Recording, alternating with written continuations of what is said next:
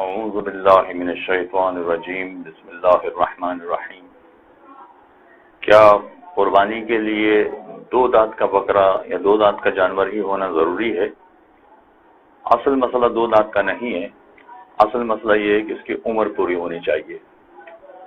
اور گائے اور بکرا، اس کے لیے آیت اللہ سیستانی کا نظریہ یہ ہے کہ احتیاط واجب یہ ہے کہ اس کے 2 سال مکمل ہو چکے ہوں۔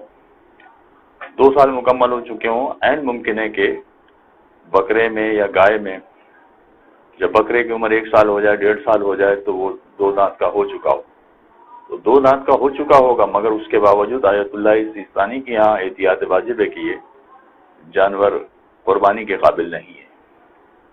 اور اگر فرض کیجئے کہ 2 سال اس کی عمر پوری ہو جاتی ہے تو عین ممکن ہے کہ 2 دانت کے بجائے 4 دانت کا ہو جائے، تو فرق نہیں پڑتا اس سے کہ 2 دانت ہے یا 4 دانت ہے۔ اصل مسئلہ عمر کا ہے۔ بکرے کی عمر 2 سال، گائے کی عمر 2 سال، اور اگر بھیڑ یا دمبے ہیں تو اس کی عمر 7 مہینے پورے ہو چکے ہیں، اور یہ 7 مہینے پورے ہو چکے ہوں۔ عین ممکن ہے کہ اس میں 7 مہینے میں یہ بھیڑ 2 دانت کی بنی نہ ہو ابھی، مگر اس کے باوجود اگر اس کی عمر پوری ہو گئی، یعنی 7 مہینے پورے ہو گئے، تو اس جانور کی قربانی ہو سکتی ہے۔ اب ایک بنیادی مسئلہ یہ رہتا ہے کہ ہمیں کیسے پتہ چلے کہ یہ بکرا 2 سال پورے کر چکا ہے یا نہیں، گائے 2 سال کی ہو گئی یا نہیں، ہمیں کیسے پتہ چلے؟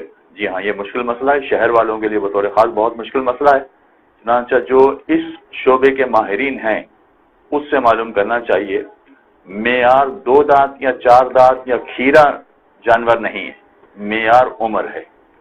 چنانچہ جو اس مسئلے کے اس شعبے کے ماہرین ہیں ان سے معلوم کرنا چاہیے کہ جانور کی عمر 2 سال کیسے پتہ چلتی ہے، چاہے وہ بکرا ہو یا گائے ہو، یا مثلا 7 مہینے بھیڑ کے پورے ہو گئے ہیں، یہ کیسے پتہ چلے گا کہ 7 مہینے کی ہو گئی ہے بھیڑ؟